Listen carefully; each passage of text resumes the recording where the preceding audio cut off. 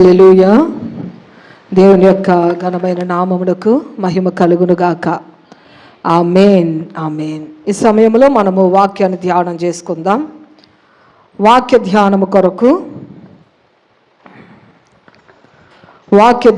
కొరకు యెషయా గ్రంథము 40వ అధ్యాయము 29వ వచనం చదువుకుందాం. యెషయా గ్రంథము 40వ అధ్యాయము 29వ వచనం. సొమ్మసిల్లిన వారికి బలమిచ్చువాడు ఆయనే, శక్తిహీనులకు బలాభివృద్ధి కలుగు చేయవాడు ఆయనే. 31వ వచనం కూడా చదవమ్మా. యెహోవా కొరకు ఎదురు చూచువారు నూతన బలము పొందుదురు. వారు పక్షిరాజుల వలె రెక్కలు చాపి పైకి ఎగురుదురు, అలయక పరిగెత్తుదురు, సొమ్మసిల్లక నడిచిపోదురు. చాలమ్మా. ఇక్కడ రాయబడినటువంటి మాట, సొమ్మసిల్లిన వారికి ఆయన బలమిచ్చువాడు. సొమ్మసిల్లిన వారికి బలమునిస్తాడంట, శక్తిహీనులకు బలాభివృద్ధి కలుగజేస్తాడంట ఆయన. అంటే ఇప్పుడు చూడండి, సొమ్మసిల్లిన వారు అంటే ఎవరమ్మా? సొమ్మసిల్లిన వారు ఇంకా జీరో అయిపోతారు. వాళ్ళకి బలము లేనటువంటి పరిస్థితి, ఏ మాత్రము కూడా నిరీక్షించడానికి ఒక ఆధారం లేనటువంటి పరిస్థితులలో వారి యొక్క జీవితం ఎలాగైపోతుందంటే, ప్రభువా ఏముందయ్యా నా జీవితంలో, ఇక చచ్చిపోతే బాగుంటుంది కదా. ఒకవైపున భర్త సరిలేరు, ఒకవైపున పిల్లలు సరిలేరు, ఒకవైపున ఆర్థికపరమైనటువంటి ఇబ్బందులు, ఒకవైపున అనారోగ్య పరిస్థితి, ఇది అది అని చెప్పి అన్నిటినీ చెప్పిన తర్వాత సంతోషంగా ఉండడానికి ఒక్క ద్వారము కూడా లేనప్పుడు వారి యొక్క జీవితాల్లో ఎలాగుంటుందంటే, అయ్యో నేను శూన్యమైపోయాను కదా, నేను ఎందుకు బ్రతకాలయ్యా, నేను చూడండి జీరోగా మారిపోయాను కదా, నా జీవితం యొక్క ఎందుకయ్యా అని సొమ్మసిల్లిపోయినటువంటి అనుభవం అంటే ఏంటి అనగా, సొమ్మసిల్లి పడిపోయిన వారు ఏం చేస్తారో ఇంకా వాళ్ళకి ఏమి కూడా తెలియదు, నడవలేరు, మాట్లాడలేరు, చేత్తో ఏమి కూడా తీసుకోలేరు. అయితే అలాంటి అనుభవంలో ఉండిన వారి కొరకు అక్కడ రాస్తున్నటువంటి మాట, సొమ్మసిల్లినటువంటి అనుభవంలో ఉన్న వారికి బలమిచ్చేవాడు ఆయనే. హల్లెలూయా. సొమ్మసిల్లిపోయిన అనుభవం అంటే బలం అంతా కూడా జీరో అయిపోతుంది. ఏమీ లేనటువంటి పరిస్థితిలో బలాన్ని దేవుడే ఇస్తాడు. ఇంకా చూడండి, ఆయన శక్తిహీనులకు బలాభివృద్ధి కలుగజేస్తాడు. ఇందాక సొమ్మసిల్లిపోయిన వారంటే జీరో అయినటువంటి బలం, ఏ మాత్రము కూడా బలం ఉండని వారు. ఇక్కడ రాయబడినటువంటి మాట ఏంటి అనగా, శక్తిహీనులకు బలాభివృద్ధి కలుగజేయవాడు ఆయనే. శక్తి ఉంటుంది, పరిపూర్ణమైన శక్తి ఉండదు. అంటే శక్తిహీనత కొంత మట్టుకు మాత్రమే శక్తి ఉంటుంది. కానీ శత్రువులను జయించడానికి కానీ, కుటుంబాన్ని ముందుకు నెట్టడానికి కానీ, వారు చేస్తున్నటువంటి పనిలో సామర్థ్యవంతంగా సక్సెస్ఫుల్గా వెళ్ళడానికి కానీ వాళ్ళ శక్తి సరిపోక శక్తిహీనులుగా ఉంటారు కొంతమంది. ఆ శక్తిహీనులుగా ఉన్న వారికి బలము కొంచెమే ఉంది కదా, ఆ బలమును అభివృద్ధి కలుగజేసేవాడు కూడా ఆయనే. హల్లెలూయా. సొమ్మసిల్లిపోయిన అనుభవంలో ఉన్నవారు ఒక రకం ఉంటారు, శక్తిహీనులు ఒక రకం ఉంటారు. శక్తిహీనులైనా బలమే లేనటువంటి జీరోగా మారిపోయినటువంటి సొమ్మసిల్లిపోయిన అనుభవంలో ఉండిన వారైనా వారందరికీ కూడా బలమును బలాభివృద్ధిని కలుగజేయవాడు దేవుడే. హల్లెలూయా, హల్లెలూయా. ఈ రోజున ఎవరెవరు ఏ అనుభవాల్లో ఉన్నారో మీ జీవితాలు మీకు తెలుస్తాయి. కొంతమంది వారి యొక్క జీవితంలో ఉన్నటువంటి వేదనలు చెప్తున్నప్పుడు వాళ్ళకంటే ఎక్కువ దుఃఖం మనకు వచ్చేస్తుంది. ఎందుకంటే వాళ్ళకి ఏమి ఓదార్చడానికి కూడా, ఏమి మాట్లాడడానికి కూడా అర్థం కాదు. ఎందుకంటే అలాంటి క్లిష్టతరమైనటువంటి పరిస్థితుల్లో ఉంటారు. అమ్మ ఎలా చెయ్యమ్మా బాగుంటుందని చెప్పడానికి ఒక ఆధారం కూడా, మేలుకరమైన మార్గం చెప్పడానికి ఉండదు, ఒక్క మార్గం కూడా మిగిలి ఉండదు. అలాంటి పరిస్థితులలో అమ్మ పర్వాలేదమ్మా ధైర్యం తెచ్చుకోమంటే ఎలా ధైర్యం తెచ్చుకుంటారమ్మా? వాళ్ళు ధైర్యమే తెచ్చుకోలేనటువంటి పరిస్థితుల్లో, నలు దిశలో కూడా వేదనకరమైనటువంటి పరిస్థితులు, అణిచివేస్తున్నటువంటి పరిస్థితుల్లో, ఇక నేను చెయ్యలేను, ఇక నా వల్ల కాదని చేతులు ఎత్తేసినటువంటి పరిస్థితుల్లో వారు ఎలాగ బలం కలుగుతుంది? ఈ రోజున దేవుడు అంటున్నటువంటి మాట ఏంటి అనగా, నువ్వు ఆ స్థితిలో ఉన్నా సరే నీకు బలము కొంత కూడా లేకపోయినా పరిపూర్ణమైనటువంటి బలము నేను ఇస్తానంటున్నాడు దేవుడు. హల్లెలూయా. ఒకవేళ నీకు కొంత మట్టుకు శక్తి ఉండి నేను ఎంత చేసినా కూడా నా వల్ల కావట్లేదు, నా శక్తి సరిపోవట్లేదు, కొంతమంది జీవితాల్లో ఇలాంటి మాటలు కూడా వినపడతాయి. నేను ఎంతగా ప్రార్థన చేస్తున్నా, లేదంటే నేను ఎంతగా కష్టపడుతున్నా, నేను ఎంతగా కుటుంబాన్ని జాగ్రత్తగా పెంచుకోవడానికి ఎంతగా నా బలమంతా ఉపయోగించి కంట్రోల్ చేస్తున్నా, పెంచడానికి ప్రయాసపడడానికి ఉద్యోగాలు చేస్తున్నా, ఏమైనా కూడా నా శక్తి సరిపోవట్లేదు అంటారు కొంతమంది. అది నీ శారీరకమైనటువంటి శక్తిహీనత అయినా, ఒకవేళ నీ ఆత్మీయమైనటువంటి శక్తిహీనత అయినా, నీ ఆరోగ్యపరమైనటువంటి శక్తిహీనత అయినా, అది ఏదైనప్పటికీ కూడా నీ శక్తిహీనతలో దేవుడు బలాభివృద్ధిని కలుగజేస్తాడు. హీనతలో అభివృద్ధి, శూన్యముగా అయిపోయినటువంటి సమయంలో పరిపూర్ణమైన దానిని కూడా దేవుడు ఇస్తాడు. అయితే ఎప్పుడు ఇస్తాడు చూడండి, అక్కడ 31వ వచనంలో రాయబడిన మాట, యెహోవా కొరకు ఎదురు చూచువారు నూతన బలము పొందుదురు, వారు పక్షిరాజుల వలె రెక్కలు చాపి పైకి ఎగురుదురు, అలయక పరిగెత్తుదురు, సొమ్మసిల్లక నడిచిపోవుదురు. హల్లెలూయా. చూడండి, బలాభివృద్ధి కలగాలన్నా, బలము కావాలన్నా దేవుడు ఇస్తానంటున్నాడు కదా. ఎలా ఉంటే ఇస్తాడు? మనం ఎప్పుడు ఇదే మాట్లాడుకుంటాం, ఓరకనే చూడండి. ఎప్పుడు దేవాది దేవుడు వారిని నిలబెడతారని అంటే, దేవాది దేవుడు ఏ సమయంలో అనగా ఓరకని ఇష్టానుసారంగా బతుకుతున్నప్పుడు కాదు. కానీ ఇక్కడ దేవుని యొక్క వాక్యంలో రాయబడి ఉంది, ఎవరైతే యెహోవా కొరకు ఎదురు చూస్తారో వారు నూతన బలము పొందుకుంటారు. హల్లెలూయా. ఆ బలహీనతలో చూడండి, ఆ యొక్క సొమ్మసిల్లిపోయినటువంటి అనుభవంలో నువ్వు ఏం చేస్తున్నావో అదే ముఖ్యం. ఇప్పుడు సొమ్మసిల్లిన అనుభవాల్లో ఇక్కడ ఉన్న వాళ్ళు కొంతమంది ఉంటారు, శక్తిహీనతలో కొంతమంది ఉంటారు. ఈ శక్తిహీనతలో నీవు నీ కుటుంబానికి చెప్పుకుంటున్నావు, నీ ఇరుగు పొరుగు వాళ్ళకి చెప్పుకుంటున్నావు, నీ యొక్క పక్కింటోళ్ళకు ఎవరికి నువ్వు చెప్పుకుంటున్నావు. అసలు నువ్వు ఆ యొక్క క్లిష్టమైనటువంటి పరిస్థితులలో, ఆ బలహీనతలో, సొమ్మసిల్లినటువంటి పరిస్థితులలో నువ్వు ఎలాంటి అడుగు వేస్తున్నావో దాని మీద నీ జీవితం ఆధారపడి ఉంది. ఈరోజు చాలామంది సొమ్మసిల్లిపోయినటువంటి అనుభవాల్లో ఏం చేస్తారంటే వాళ్ళని వీళ్ళని ఆధారం చేసుకుంటారు. లేదంటే మరలా ఏం చేస్తారంటే, అమ్మో నేను ఇక ఈ టైంలో నేను బ్రతకలేను, ఈ నింద నేను మొయ్యలేను, ఇక నా జీవితము శూన్యమైపోయింది, ఇక నా జీవితంలో నాకు బ్రతికే లేదని వారు ఏం చేస్తారంటే కొంతమంది ఆత్మహత్య చేసుకుని చనిపోతారు.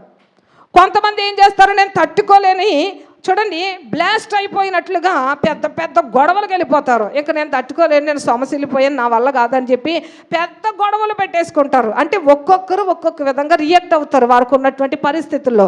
అయితే నీవు ఎలాగ రియాక్ట్ అవుతున్నావు?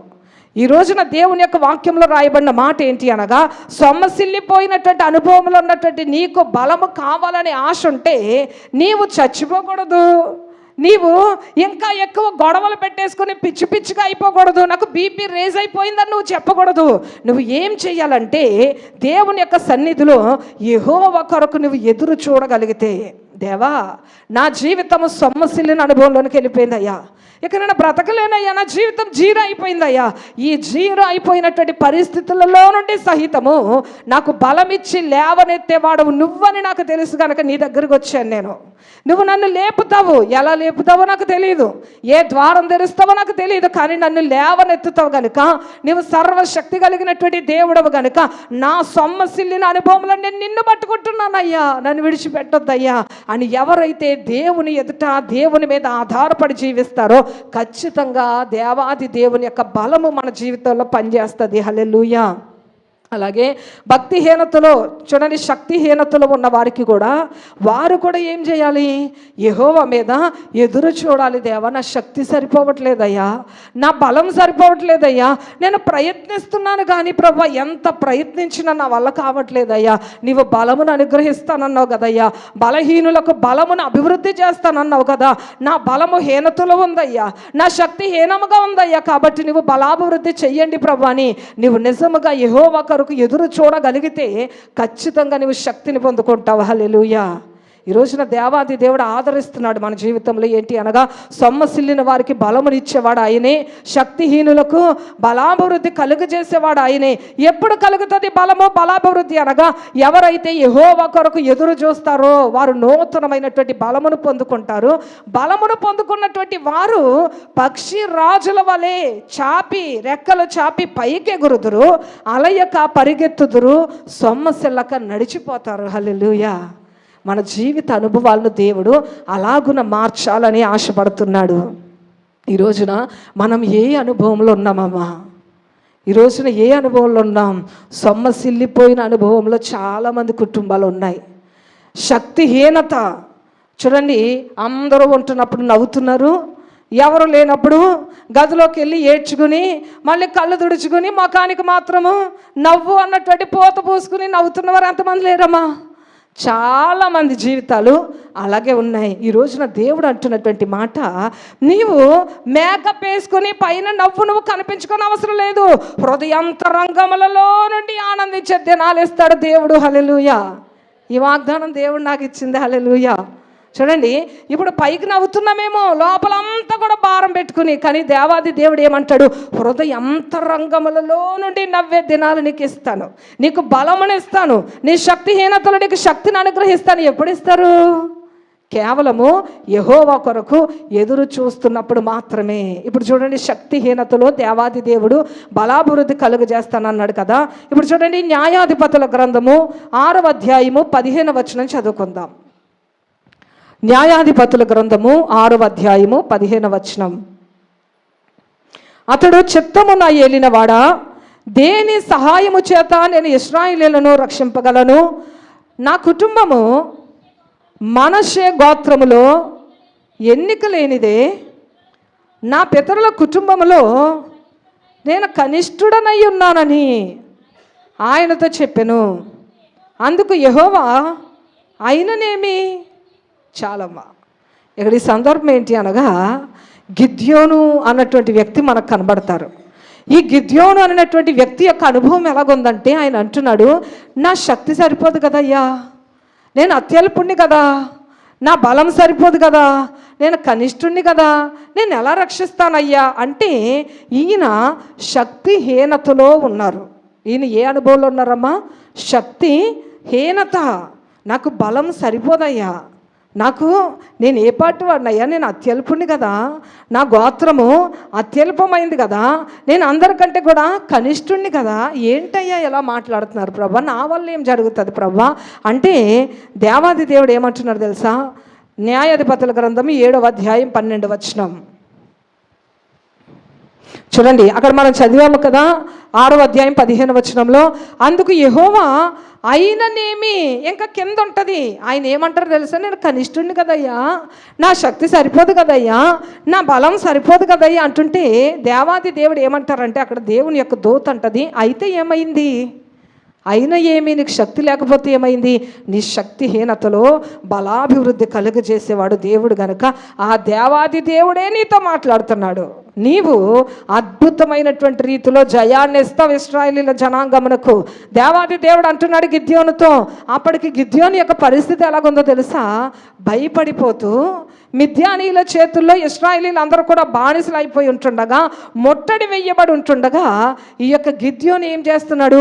మిద్యానీయులు వచ్చేస్తారేమో, చూసేస్తారేమో, పట్టుకొని పోతారేమో, నాకు కీడు కలగజేస్తారేమో అన్నటువంటి భయముతో పిరికి వాడిగా ఆయన గానుగుల చాటున గోధుమలు దొల్లగొట్టుకుంటున్నాడంట.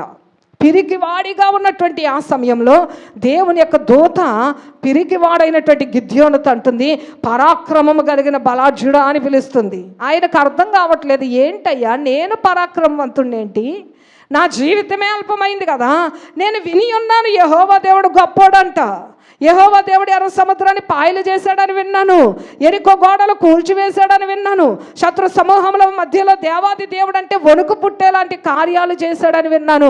మరి నిజంగా దేవుడు అలాంటి కార్యాలు చేస్తే ఎందుకయ్యా మాకు ఇలాంటి జీవితాలు అని ఆయన బాధపడుతున్నాడు. ఆయన ఎదురు చూస్తున్నాడు. దేవుడు నిజమైన వాడు అయితే ఆ కార్యం జరిగితే బాగుండును కదా అని యెహోవా కొరకు ఎదురు చూస్తూ ఉంటుండగా దేవుని యొక్క వాక్యంలో ఏముంది? శక్తిహీనులు యెహోవా కొరకు ఎదురు చూస్తే చూడండి బలము అభివృద్ధి చెందుతుంది. హల్లెలూయా. ఆయన ఏమంటున్నారంటే, నువ్వు ఏమీ భయపడకు, ఒక్క వ్యక్తిని చంపినట్లుగా మొత్తము మిద్యానీయులను అందరినీ కూడా నేను నీ చేతులకు అప్పగిస్తానని దేవాది దేవుడు చెప్తున్నాడు.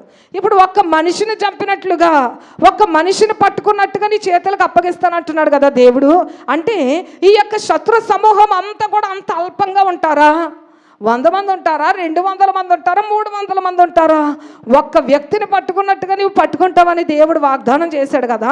అంటే శత్రు సమూహం అంత తక్కువ మంది ఉంటారా అని ఒకవేళ మన వాక్యం ద్వారా చూస్తే, న్యాయాధిపతుల గ్రంథము 7వ అధ్యాయము 12వ వచనం చదువుకుందాం. మిద్యానీయులు, అమాలేకీలు తూర్పు వారును లెక్కకు మిడతల వలె ఆ మైదానములో పరుండి ఉండిరి. వారి ఒంటెలు సముద్ర తీరమందున్న ఇసుక రేణువుల వలె లెక్కలేనివై ఉండెను. చూడండి అమ్మా, గిద్యోనుతో దేవుడు అంటున్నాడు, పరాక్రమం కలిగిన బలాఢ్యుడా, నీవు శత్రు సమూహములను ఒక్క మనిషిని పట్టుకున్నట్టు పట్టుకుంటావు అంటున్నాడమ్మ దేవుడు.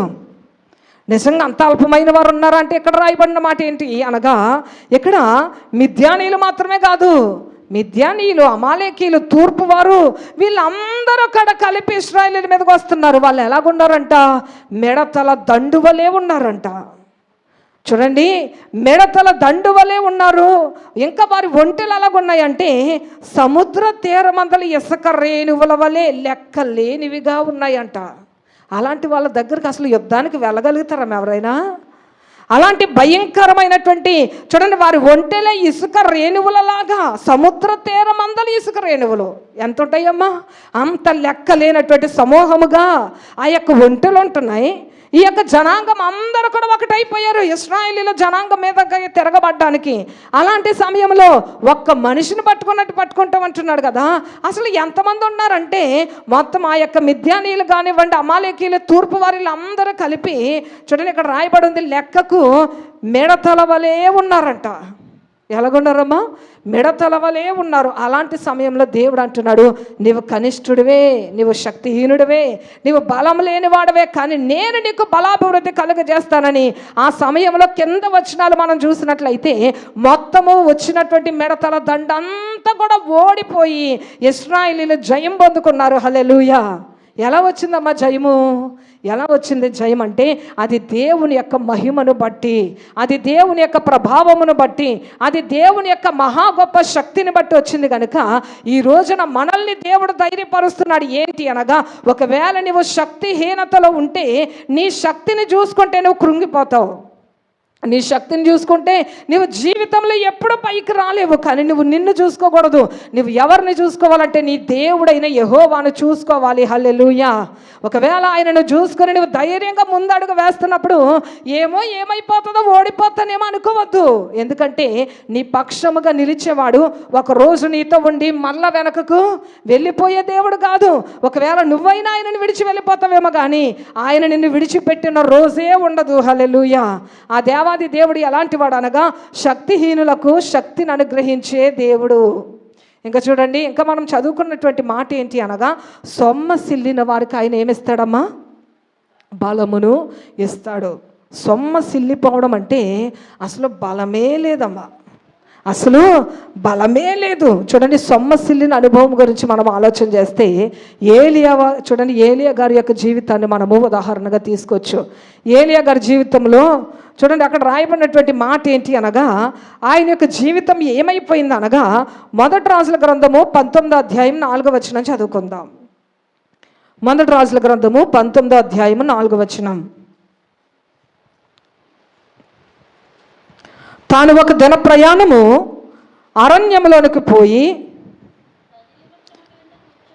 ఒక బదరీ వృక్షము క్రింద కూర్చుండి మరణాపేక్ష గలవాడాయి, యెహోవా, నా పితరుల కంటే నేను ఎక్కువ వాడిని కాను, ఎంత మట్టుకు చాలు, నా ప్రాణము తీసుకొనుము అని ప్రార్థన చేశాను. చాలమ్మ. ఈయన పరిస్థితి ఏమైపోయిందంటే ఏలియా గారి పరిస్థితి సొమ్మసిల్లిపోయాడు. సొమ్మసిల్లిపోక ముందైన పరిస్థితి ఎలాగుందో తెలుసా? రోషం, బలం. 450 మంది ప్రవక్తలు బయలుదేవత పక్షంగా నిలబడితే ఎంతమంది వస్తారండి? సైన్యములకు అధిపతి యెహోవా పక్షంగా నేను ఒక్కడిని నిలబడతానని ఆ ఒంటరిగా నిలబడితే ఆకాశము నుండి అగ్ని దిగి వస్తే ప్రతి ఒక్కరు అన్నారు, ఏలియా దేవుడే గొప్ప దేవుడు అని. అందరూ కూడా దేవుని కనపరిచారు. అంత గొప్ప కార్యమును చేసి రోషంగా నిలబడినటువంటి ఆ యొక్క ఏలియా రోషమంతా పోయింది, బలమంతా పోయింది. చూడండి, ఆయన ఏమైపోయాడంటే సొమ్మసిల్లిపోతున్నాడు. ఆయన జీవితంలో పోరాడడానికి కూడా ఆశ లేదు, పోరాడాలన్నటువంటి తలంపు లేదు. ఆయన అంటున్నాడు, ప్రభువా ఎంత మట్టుకు చాలయ్యా, నా పని అయిపోయింది ప్రభువా, ఇక నన్ను తీసుకో ప్రభు అని ఒక సొమ్మసిల్లిపోయిన అనుభవంలో, బలమంతా పోయినటువంటి స్థితిలో దేవుని యొక్క సన్నిధిలో ఆయన ప్రార్థన చేస్తున్నాడు. ఆయన చేసినటువంటి గొప్ప పని ఏంటో తెలుసా? సొమ్మసిల్లిపోయిన అనుభవంలో కూడా ఆయన ఎవరి మీద ఆధారపడ్డారమ్మా? దేవుడి మీద ఆధారపడి ఆయన అంటున్నాడు, తండ్రి నన్ను తీసుకోయ్యా అంటున్నాడు. మరి ఆయనే ఆత్మహత్య చేసుకోవచ్చు కదా. కానీ ఆయన ఏం చేశాడంటే సొమ్మసిల్లిన పరిస్థితి అయినా, బలహీనత అయినా, ఏదైనా సరే మనం దేవునితోనే పంచుకోవాలి. హల్లెలూయా.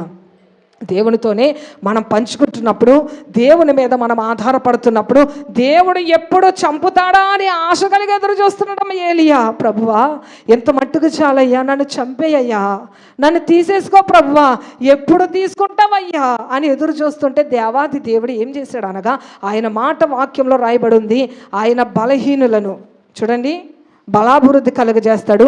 సొమ్మసిల్లిన వారికి ఆయన ఏం చేస్తాడమ్మా? బలమును అనుగ్రహిస్తాడు. మరి ఇప్పుడు ఈయన సొమ్మసిల్లిపోయాడు. సొమ్మసిల్లిపోయి యెహోవా కొరకు ఎదురు చూస్తున్నాడు. మరి ఈయన జీవితంలో ఏం జరగాలి? వాక్య ప్రకారంగా బలం కలగాలి. నిజంగా కలిగిందా ఈయన జీవితంలో బలము అంటే? ఖచ్చితంగా కలిగింది. హల్లెలూయా. ఖచ్చితంగా కలిగింది. ఆయన బలహీనతలో చూడండి, ఆయన సొమ్మసిల్లిపోయినటువంటి పరిస్థితిలో ప్రభువా, ఎందుకంటే యెజబెల్ రానంటుంది, చాలా దుష్టురాలు ఆమె. అంటుంది రేపు ఇదే సమయానికి 450 మంది ప్రవక్తలు ఎలాగైతే చచ్చిపోయారో ఆ స్థానంలో నిన్ను కూడా పెడతానంటున్నప్పుడు జడిసిపోయాడమ్మ. ఒక దిన ప్రయాణం అంతా కూడా పరిగెత్తాడు. దేవా ఇంకా చాలయ్యా, నన్ను చంపండి, నన్ను తీసుకోండి ప్రభు అని దేవుని సన్నిధిలో ప్రార్థన చేస్తున్నప్పుడు దేవాది దేవుడు చూడండి సొమ్మసిల్లిన అనుభవంలో ఎవరైతే యెహోవా కొరకు ఎదురు చూస్తారో దేవాది దేవుడు వారిని ఏం చేస్తాడమ్మా? బలముతో నింపుతాడు. హల్లెలూయా. ఖచ్చితంగా ఈ యొక్క ఏలియాను దేవుడు బలముతో నింపాడు. చూడండి, వచ్చినటువంటి ఆ యొక్క నూతన బలముతో ఈ యొక్క ఏలియా ఏం చేశాడు? బలం ఎలా వచ్చిందో తర్వాత చూద్దాము. అసలు బలం ఇస్తానన్నాడు కదా దేవుడు, బలం ఇచ్చాడు కదా. మరి ఇచ్చినటువంటి బలముతో సొమ్మసిల్లినోడు ఏం చేశాడు? చూడండి, అది కూడా వాక్యం ద్వారా చూద్దాం. మొదటి రాజుల గ్రంథము 19వ అధ్యాయము 19వ వచనం.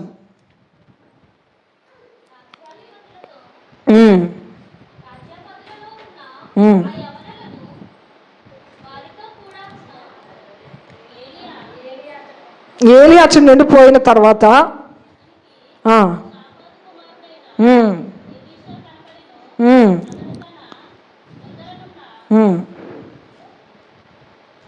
సరే అమ్మా, ఇక్కడ రాయబడినటువంటి మాట ఏంటి అనగా, ఏలియా ఏం చేస్తున్నాడు? దేవుని యొద్ద నుండి బలం పొందుకొనిన తర్వాత ఆయన చేసినటువంటి పని ఏంటి అనగా, చూడండి వాక్యంలో రాయబడి ఉంటుంది, ఆయన 40 దినాలు రాత్రి పగళ్ళు కూడా ఆయన ప్రయాణం చేసి హోరేబు కొండకు వెళ్ళినట్టుగా వాక్యంలో ఉంటుంది. హల్లెలూయా. చూడండి, సొమ్మసిల్లిపోయిన వాడు, పడిపోయిన వాడు, పరుండిపోయిన వాడు, మరణాపేక్ష కలిగిన వాడు, దేవాది దేవుడు బలం ఇచ్చిన వెంటనే జరిగినటువంటి విషయం ఏంటి అనగా 40 రాత్రులు 40 పగళ్ళు ప్రయాణం చేస్తూనే ఉన్నాడంట. ఉండి ఎక్కడికి వెళ్ళాడు? ఆయన హోరేబు కొండ మీదకి వెళ్ళాడు. ఆయన 40 రాత్రులు 40 పగళ్ళు ప్రయాణం చేయగలిగినటువంటి బలాన్ని దేవుడిచ్చాడు. ఇంకా ఈయన తదనంతరము ఒక ఉన్నతమైనటువంటి ప్రవక్తను అభిషేకించడానికి దేవాది దేవుడు ఎలీషాను అభిషేకించడానికి ఏలియాను నిలబెట్టాడు. ఏలియా ఎలీషాను అభిషేకించాడు. ఇంకా జరిగినటువంటి విషయం ఏంటి అనగా ఈ యొక్క ఏలియా ఏం చేస్తున్నాడు అనగా, చూడండి ఒక మాట, మొదటి రాజుల గ్రంథము 21వ అధ్యాయము 19వ వచనం నుండి కొన్ని మాటలు చదువుకుందాం. మొదటి రాజుల గ్రంథము 21వ అధ్యాయము 19వ వచనం నుండి కొన్ని మాటలు చదువుదాం. నీవు అతన్ని చూచి ఎలాగూ ప్రకటించుము, యెహోవా సెలవిచ్చినదేమనగా దీని స్వాధీనపరచుకొనవలెనను నీవు నాబోతును చంపితివి కదా. యెహోవా సెలవిచ్చినదేమనగా ఏ స్థలమందు కుక్కలు నాబోతు రక్తము నాకినో ఆ స్థలమందే కుక్కలు నీ రక్తమును నిజముగా నాకునని అతనితో చెప్పాను. చాలమ్మ, ఇంకా చూడండి, మీరు ఇంటికి వెళ్ళక చదవండి, మనకు సమయం లేదు కనుక. 19వ వచనం నుండి 24వ వచనం వరకు చూస్తే అసలు బదరీ వృక్షం క్రిందకి వెళ్ళిపోయి ఎంత మట్టుకు చాలయ్యా అని ఎవరి కొరకు ఏడ్చాడమ్మా? ఎవరి మీద భయంతో ఆయన వెళ్ళిపోయి పారిపోయాడు? యెజబెలు రాణి కొరకు, ఆహాబు రాజు కొరకు, మరణము కొరకు భయపడి వాళ్ళు వీళ్ళు చంపేస్తారు, నా పని అయిపోయింది అనుకున్నాడు. కానీ దేవాది దేవుడు బలం ఇచ్చిన తర్వాత ఏం జరిగిందో తెలుసా? అదే ఏలియా ఎవరి నుండి అయితే పారిపోయాడో దేవాది దేవుడు అంటున్నాడు, నువ్వు మరలా వాళ్ళ దగ్గరికి వెళ్ళమంటున్నాడు. వెళ్ళి నువ్వు చెప్పు, నాబోతు యొక్క ద్రాక్ష తోటను అన్యాయంగా తీసుకున్నారు వాళ్ళు, వాళ్ళ దగ్గరికి వెళ్ళి నేను చెప్పమన్నటువంటి ఈ మాటను చెప్పమంటే, అయ్యో ప్రభా నేను వెళ్ళను అనలేదమ్మా. ఇంకా ఆల్రెడీ ఆయనలో ఏమొచ్చేసింది? బలము. దేవాది దేవుడు ఇచ్చినటువంటి బలం ఆయనలో ఉంది కనుక దేవాది దేవుడు ప్రవర్తించమని చెప్పగానే ఆహాబు రాజు ఎదుట నిలబడ్డాడమ్మా, ధైర్యంగా నిలబడి అంటున్నాడు, ఆహాబు నాబోతు యొక్క ద్రాక్ష తోట నువ్వు సొంతం చేసుకున్నావు, నువ్వు చూడు నాబోతు యొక్క రక్తమును ఎక్కడైతే కుక్కలు నాకాయో అదే స్థలంలోని రక్తాన్ని కూడా కుక్కలు నాకుతాయి అన్నాడు. చూడండి, 21వ వచనంలో ఉంది, యెహోవా సెలవిస్తున్న మాట ఏంటి అనగా నీ మీదకు నేను అపాయం రప్పిస్తాను, నీ సంతతి వారిని నాశనం చేస్తాను, అల్పులేమి గనులేమి ఇశ్రాయేలు వారిలో ఆహాబు పక్షమున ఎవ్వరూ లేకుండా పురుషులందరినీ కూడా దేవుడు నిర్మూలం చేసేస్తాడని దేవుని యొక్క ప్రవచనము ఈ యొక్క ఏలియా చెప్తున్నాడు. ఇంకా అంటున్నాడు, యెజబెలు గురించి మాట్లాడుతున్నాడు. యెజబెలు గురించి దేవుడు చెప్తున్న మాట విను. చూడండి, ఆహాబు యెజబెలుకు జరిగే కార్యం ఏంటి అనగా, చూడండి, యెజ్రెయేలు ప్రాకారమునొద్ద కుక్కలు యెజబెలును తినివేస్తాయి అంటున్నాడు. చూడండి, యెజబెలు మాటకు కదా భయపడి పారిపోయాడు. అదే దేవాది దేవుడు అదే ఏలియాను తీసుకుని ఆహాబు ఎదుట నిలబెట్టి మాట్లాడింపజేస్తున్నాడు. ఏంటి అనగా యెజబెలు యొక్క మాంసమును కుక్కలు తినివేస్తాయి అంటున్నాడు. ఇంకా చూడండి, బయట భూములలో చచ్చువారిని ఆకాశ పక్షులు తినివేయును అని చెప్పాను. ఎంత ధైర్యం ఉండాలమ్మా!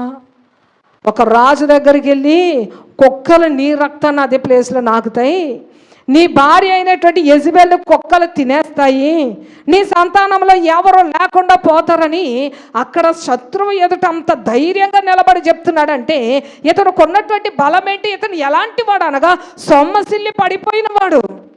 దేవా ఇంత మట్టుకు చాలయ్యా, నాకు ఇంకా రేపన్నది వద్దయ్యా, నేను బ్రతకలేనయ్యా, నన్ను చంపయ్యా, నా ప్రాణం తీసుకోయ్యా అని ప్రార్థన చేసుకున్నటువంటి ఆ యొక్క వ్యక్తిని దేవుడి మీద దేవుని కొరకు ఎదురు చూస్తున్నటువంటి కారణం చేత దేవాది దేవుడు ఆయనకు ఉన్నతమైనటువంటి నూతనమైన బలమునిచ్చాడు. బలమునిచ్చినటువంటి ఆ యొక్క ఏలియాను దేవాది దేవుడు ఏం చేశాడంటే రాజు ఎదుట నిలబడినప్పుడు నిజంగా ఆలోచన చేయండి, ఒకవేళ ఏలియా తన జీవితాన్ని వెనుకకు తిరిగి ఆలోచన చేస్తున్నప్పుడు ఏమనిపిస్తుంది? నేనా అహాబు రాజు ఎదుట నిలబడిన వాడిను, నేనా యెజబెలు రాణి గురించి ప్రవచనం చెప్పిన వాడిను, ఒకనొక రోజు నేను చచ్చిపోతానంటే నిజంగా దేవాది దేవుడు నన్ను తీసుకుని ఉంటే ఒక పిరికివాడిలాగానే ఉందును కదా. కానీ నా దేవుడు నా శక్తిహీనతలో సొమ్మసిల్లిపోయినటువంటి నా పరిస్థితిలో నాకు బలమునిచ్చి ఈ రోజున ఎక్కడ నిలబెట్టాడా? దేవా నువ్వెంత గొప్ప దేవుడవయ్యా, బలహీనులను నీవు బలపరుస్తావు, సొమ్మసిల్లిన వారిని నీవు చూడండి బలాభివృద్ధి కలుగజేస్తావు, నీవు గొప్ప దేవుడవు ప్రభువా అని ఖచ్చితంగా ఆయన ప్రభువుని స్తుతిస్తాడు. హల్లెలూయా. ఈ రోజున మన దేవుడు ఎలాంటి వాడు అనగా సొమ్మసిల్లిన వారికి బలాన్ని ఇచ్చేది దేవుడే. ఈ రోజున సొమ్మసిల్లిపోయినటువంటి ఏలియాకు దేవుడు బలాన్ని ఇచ్చాడు కదా. అసలు దేవుడు ఎలాగిచ్చాడు బలాన్ని?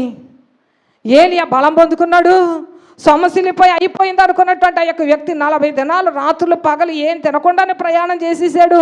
ఎలీషా ప్రవక్తను అంటే పరిచర్యలో ముందుకు దూసుకుని పోతున్నాడు. ఇంకా చూడండి జరుగుతున్నటువంటి విషయం ఏంటి అనగా ఆహాబు రాజుకే చెమటలు పట్టించాడు ఏలియా.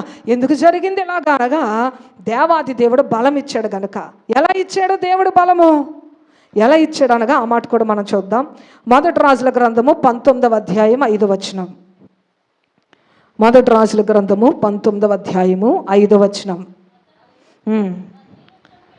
అతడు బదరి వృక్షము క్రింద పరుండి నిద్రించుచుండగా ఒక దేవదూత వచ్చి అతని ముట్టి, నీవు లేచి భోజనము చేయమని చెప్పాను. చూడండి, మరలా 7వ మాట చదువుకుందాం. అయితే యెహోవా దూత 2వ మారు వచ్చి అతని ముట్టి, నీ శక్తికి మించిన ప్రయాణము నీకు సిద్ధమై ఉంది. చాలమ్మా. చూడండి, ఈ వచనంలో మనకు 3 ప్రక్రియలు కనబడతాయి. దేవాది దేవుడు ఎలాగ బలపరిచాడో. దేవుని యొక్క దూత ఏలియా దగ్గరికి వెళ్ళింది. అప్పటికి ఏలియా పరిస్థితి ఎలాగుందో తెలుసా?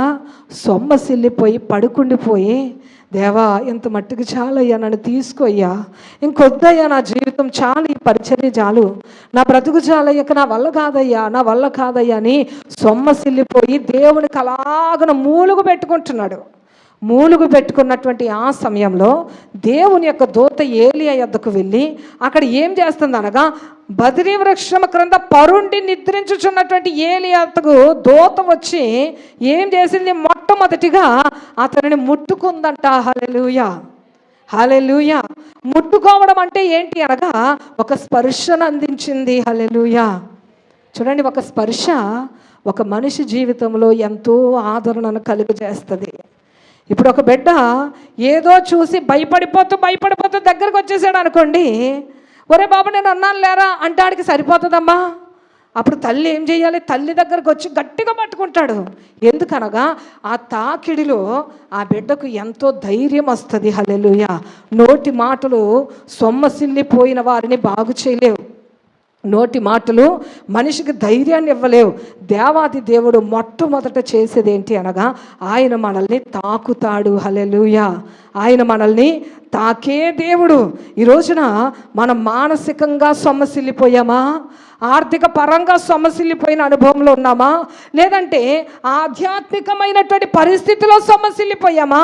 సొమ్మసిల్లి పడిపోయి ఒకవేళ ఆత్మీయంగా సొమ్మసిల్లిన వారు, ప్రభువా నేను ప్రార్థన చేయలేనయ్యా, లేదంటే ప్రభువా నేను ఆరోగ్యంగా లేచి నిలబడి నడవలేకపోతానయ్యా, లేదంటే దేవా నాకు ఆర్థికంగా నా పని అయిపోయిందయ్యా, నా వల్ల కాదయ్యా, ఇక తీసుకో అయ్యా అని ఒకవేళ ఎలాంటి అది ఏదైనా ఆర్థికపరమైందైనా శారీరకమైందైనా చూడండి అది ఆధ్యాత్మికమైందైనా ఏదైనప్పటికీ కూడా సొమ్మసిల్లినటువంటి స్థితిలో ఒకవేళ పడిన స్థితిలో ఉంటే, పడిన స్థితిలో కూడా నువ్వు చేయాల్సింది ఏంటి అనగా మూలుగుతోనైనా దేవుడి వైపే చూడాలి నువ్వు. హల్లెలూయా. నా శ్రమ దినంలో, నా కష్ట సమయంలో, నా వేదన సమయంలో మీలో కూడా చాలామంది అలాంటి అనుభవాలు అనుభవించి ఉండొచ్చు. ఇక్కడ నేను నిలబడి ఉన్నాను కాబట్టి నా అనుభవం నేను చెప్తున్నాను. ఆ సమయంలో మనకు ప్రార్థన రాదమ్మా. అసలు మన జీవితం గురించి ఒక క్షణము తర్వాత ఏంటో కూడా మనకు తెలియదు. జీవితం అంతా కూడా శూన్యమైపోయినటువంటి ఆ పరిస్థితుల్లో కన్నీరు కూడా రాదమ్మా. కన్నీరు కూడా రాదు. ఆ టైంలో ఏమైపోతుందంటే హృదయము చచ్చిపోతే బాగుండు అనిపిస్తుంది, చచ్చిపోతామేమో అని కూడా అనిపిస్తుంది. పిల్లల మీద ఉండదు, దేని మీద ఉండదు, సొమ్మసిల్లి పడిపోయినటువంటి పరిస్థితిలో ఉంటాం. సొమ్మసిల్లి పడిపోయినటువంటి పరిస్థితుల్లో ఆ మంచం మీదే అలాగా దేవా ఏంటయ్యా నా జీవితం, రేపు అన్న రోజు ఏంటి నాకు తెలియదు ప్రభా అని చూడండి దేవుని యొక్క సన్నిధిలో ప్రార్థన లేకపోయినా దేవా అని ఆయననే పట్టుకుని ఉంటున్నప్పుడు ఆ బలము నీకు ఎలాగ ప్రారంభించబడుతుందో తెలియదు. అద్భుతంగా దేవాది దేవుడు నిన్ను లేపేస్తాడు. ఈ రోజున ఇది చూడండి 6వ సంవత్సరం. ఈ యొక్క 6 సంవత్సరాలు వెనక్కి తిరిగి ఆలోచన చేసినప్పుడు నా మట్టుకు నేను అనుకుంటాను, దేవా ఎంతవరకు దేవా ఎలాగయ్యా నేను వచ్చాను ప్రభువా, నీ కృపే కదా ప్రభువా, నీ కనికరమే కదయ్యా, నీ దయే కదా, నీ వాత్సల్యమే కదా. ఒకవేళ నీ కృప లేకపోతే నేను ఏమైపోయి ఉందునో, ఎవరు పంచన చేరుందునో, ఎవరి దగ్గర అడుక్కుని తినుందునో. కానీ ప్రభువా నన్ను అడుక్కునివ్వలేదయ్యా, నన్ను ఎవరు పంచినా చేరనివ్వలేదయ్యా, ఇది నీ కృప ప్రభువా అని నేను నా దేవుడిని బట్టి ధైర్యం తెచ్చుకుంటున్నాను. హల్లెలూయా. మన దేవుడు ఎలాంటి వాడో తెలుసమ్మా? సొమ్మసిల్లిపోయినటువంటి పరిస్థితిలో నుండి కూడా నీవు దేవుని వైపు చూడగలిగితే నువ్వు ఖచ్చితంగా లేస్తావు. ఎలాగ లేస్తావో కూడా నీకే తెలీదు. హల్లెలూయా. అంత బలంగా దేవుడు లేవనెత్తుతాడు. ఈరోజు చూడండి ఇక్కడ రాయబడినటువంటి వాక్య భాగం ఏంటి అనగా, మొట్టమొదట దేవుడు ఏం చేశాడు అనగా, ఏలియా పడుకుని ఉంటుండగా చూడండి, ఆయన చూడండి, దేవుని యొక్క దూత ఏలియా పడిపోయి చాలయ్యా చాలయ్యా చాలయ్యా అంటుంటే చూడండి, ఆయన ముట్టుకున్నాడంట. హల్లెలూయా. ఒక స్పర్శను అందించాడు. ఈ రోజున దేవాది దేవుడు బలము ఏంటి అనగా చూడండి, ఆయనను ముట్టుకుని ఆయన లేచి భోజనం చేసి నీళ్ళు తాగు అని చెప్పి ఆ ఏలియా యొక్క శిరస్సు దగ్గర చూడండి, అప్పలోనే అది మనం తర్వాత మాట్లాడదాం. అక్కడ రొట్టె ఉంటుంది, అది కూడా ఆ రొట్టె గురించి మాట్లాడినప్పుడు మాట్లాడదాం. రొట్టె నీళ్ళ బుడ్డి ఉంటుంది. ఈయన ఏమంటున్నాడు? మొట్టమొదటిగా లెగు, ఫస్ట్ సొమ్మసిల్లిపోయావు కదమ్మా, లెగు, లేచి కొంచెం భోజనం చేయి అని దేవాది దేవుడు ఏలియాతో మాట్లాడుతుంటే ఏలియా ఆ స్థితిలో నుండి లేచి చూడండి, ఆయన ఏం చేస్తున్నాడంటే ఆ యొక్క రొట్టె తిన్నాడంట, ఆ నీళ్ళు తాగాడంట, ఆ రొట్టె తిని నీళ్ళు దాకా మళ్ళీ పడుకున్నాడంట. ఎందుకనగా శక్తి సరిపోవట్లేదు, ఆయనకు బలం సరిపోవట్లేదు.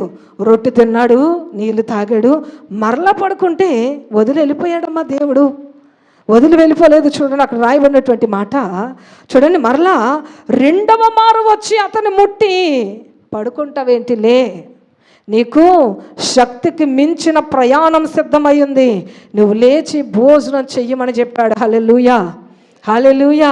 చూడండి, మన దేవుడు ఎలాంటి వాడంటే బలహీనతలు అయిపోయింది దీని పని, లేదంటే అయిపోయింది వీడి పని అనుకున్నటువంటి సమయంలో నీకంటే ఎక్కువ నీ దేవుడు ప్రెస్టేజ్గా తీసుకుంటాడు. హల్లెలూయా. నీ పని అయిపోవడం ఏంటి? రోషం కలిగిన వాడు రోషంగానే ఉండాలి. లేమన్న తర్వాత ఏం జరిగింది? తినమన్నాడు, తిన్నాడు, తాగాడు. తర్వాత ఆయన ఏం చేశాడు? 40 రాత్రులు 40 పగల్లో ప్రయాణం చేశాడు. హల్లెలూయా. ఎలీషాను చూడండి అభిషేకించాడు, బలంగా సేవలో దూసుకుని వెళ్తున్నాడు. ఇంకా జరిగిన విషయం ఏంటి అనగా ఎవరి నుంచి పారిపోయాడో దేవుడు వాళ్ళ దగ్గరికి నిలబడి అంటున్నాడు, ఆహాబు